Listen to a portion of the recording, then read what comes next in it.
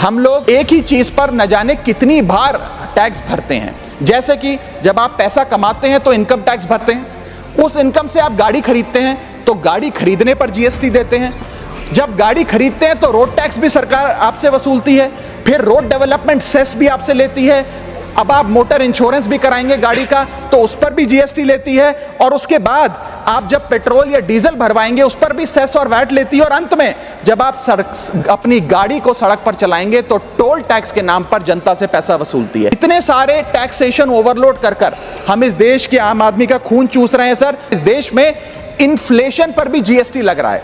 वो कैसे लग रहा है?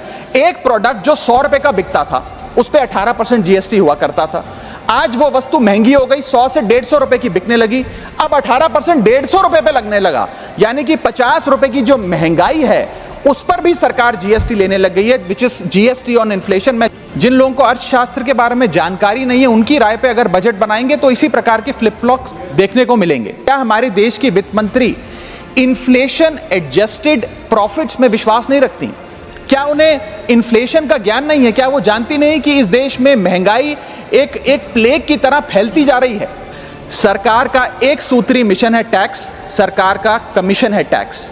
जगने पे टैक्स, सोने पर टैक्स, हंसने पर टैक्स, रोने पे टैक्स, खाने पे टैक्स, पीने पे टैक्स, बच्चों की पढ़ाई पे टैक्स, बुजुर्गों की दवाई पर टैक्स, फसलों की बुआई पे टैक्स, ट्रेन और यात्रा हवाई जहाज पर टैक्स, खरीदने पर टैक्स, बेचने पे टैक्स, फैलने पे टैक्स, समेटने पे टैक्स, सड़क पे टैक्स, आसमान पे टैक्स, गाड़ी पे टैक्स, मकान पे टैक्स, सपनों पर टैक्स, अरमान पे टैक्स, खुशी पर टैक्स, मुस्कान पर टैक्स, दिन रात की गाड़ी कमाई पर टैक्स, किताब पर टैक्स, सियाही पे टैक्स, सब्जी पर टैक्स, मिठाई पे टैक्स।